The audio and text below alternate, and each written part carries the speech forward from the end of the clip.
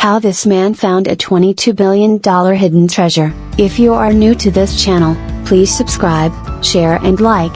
Hit the bell icon and on the notification so you will be updated whenever we have new content videos. Thank you so much for watching. How this man found a $22 billion hidden treasure. Okay, let's begin.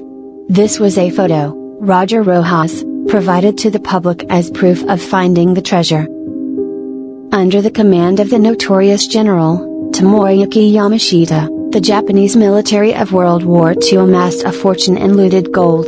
The pillaged property included valuables from banks, museums, private properties, and even religious temples from all over Asia. It was meant to fund the Japanese war effort. Unfortunately for the Japanese, they were defeated. But before defeat, they concentrated the treasure in their stronghold of the Philippines. Yamashita had the treasure buried in several undisclosed locations and sealed via dynamite. Yamashita was then captured and tried for war crimes. He was pronounced guilty and was sentenced to death by hanging in 1946. The location of the hidden treasure died with him. Almost 30 years later, a locksmith and amateur treasure hunter named Roger Rojas found a map to the treasure. Hunting for treasure. Roger Rojas had an honest profession but an exciting hobby. On the weekdays, he was a locksmith answering house calls of people who lost their keys around the town. On weekends, he hunted for treasure. In 1961, Rojas met the son of a former Japanese army man who drew a map of the supposed location of the treasure for him based on his father's accounts. Rojas had this corroborated by a local who served as an interpreter during the war. Rojas spent the next 10 years searching for Yamashita's gold. In 1971, Rojas found an enclosed chamber in the mountains containing skeletons dressed in Japanese military uniforms. After weeks of digging through the cave, he struck gold. Rojas found hundreds of large crates of gold bars, guarded by a distinct golden Buddha. The golden Buddha weighed about 1,000 kilograms and was made of solid gold. Rojas took the Buddha and 24 blocks of gold to his home. He resealed the entrance for later retrieval once he had more equipment to do so. Rojas then met 3 prospective buyers who examined the Buddha, validating its high gold purity. Regrettably for Rojas, one of the buyers worked for the then ruling Filipino dictator President Ferdinand Marcos.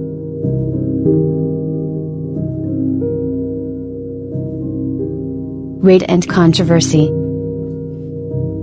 Newspaper headlines featuring the Golden Buddha controversy sourced from the Manila Times.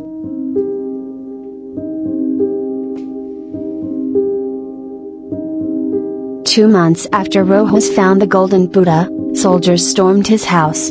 They had red ribbons tied around their rifles, which indicated that they were members of the president's private army. One of the prospective buyers was in their party.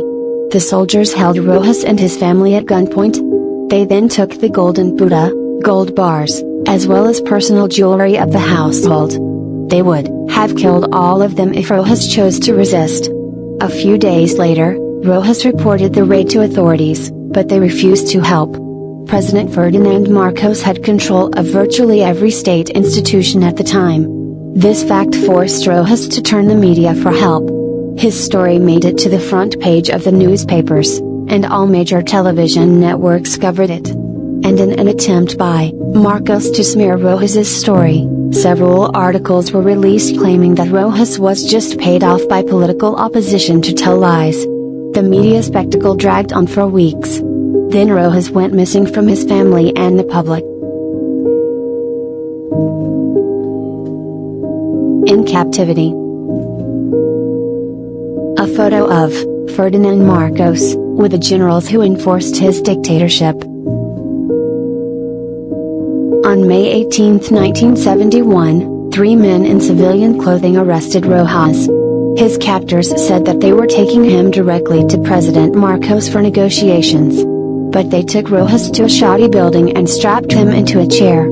After 5 punches to the gut, the men showed Rojas a picture of his family and told him to cooperate if he ever wanted to see them again. They asked Rojas to admit in writing that all his claims were fabricated and that the opposition had paid him off.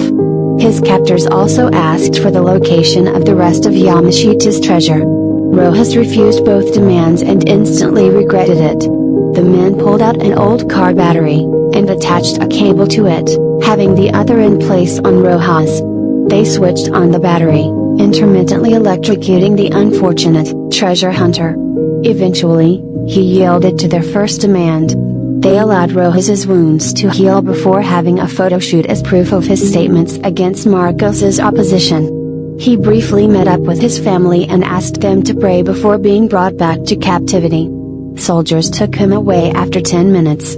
His captors continued to torture him in hopes of finding more treasure, but Rojas refused to divulge any more information. Then one night, he was left by himself in his room, while guards secured its entrance.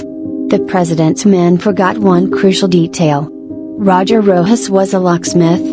Rojas had been waiting for the opportunity to use a small locked window in the toilet to escape. He picked the lock, went through the window, and silently climbed down the roof. Rojas and his family fled to a far-flung region of the Philippines. They hid there for 10 years after his incarceration. He would never see the Golden Buddha again. The $22 billion lawsuit. Screenshot of Roger Rojas, from an interview sometime in 1990, torture, damaged the nerves in his right eye. The Filipinos ousted Ferdinand Marcos and his family in 1986. Marcos then fled to Hawaii, which became his final resting place in 1989. At the time, the value of Marcos's assets exceeded that of the entire Philippine treasury. His wife, Imelda Marcos, admitted on record that the majority of their wealth was attributable to Yamashita's treasure. Rojas sued Marcos with his estate for the value of the Golden Buddha plus the golden bricks he said the president stole from the cave. But on the eve of the trial, he passed away. His family claims that his passing came under dubious circumstances. Fortunately, Rojas's deposition, as well as other testimonies from witnesses, were sufficient to convince the jury to vote for his favor. The jury awarded $22 billion to Rojas's estate and heirs, which was at the time the largest award in history. When the judgment debt ballooned to $43 billion, Imelda Marcos had this appeal to the Supreme Court of Hawaii, whose decision reduced the award to just $13 million. The court justified this by saying that the value of the crates left in the cave could not be appropriately determined.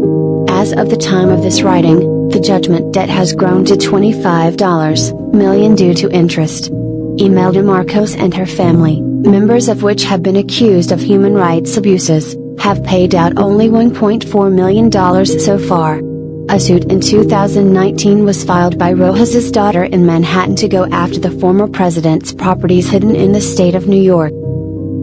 So now you know. If you love this video, don't forget to subscribe, and visit our channel. We have other videos that maybe you would find interesting to watch, and you can apply it on your daily lives. And also don't forget to give this video a thumbs up and comment down below if you have any requested video that you would like us to make. Every single day, we'll be uploading new videos that will surely inspire you and to add knowledge and learning. We will end this video by saying, thank you so much for your support.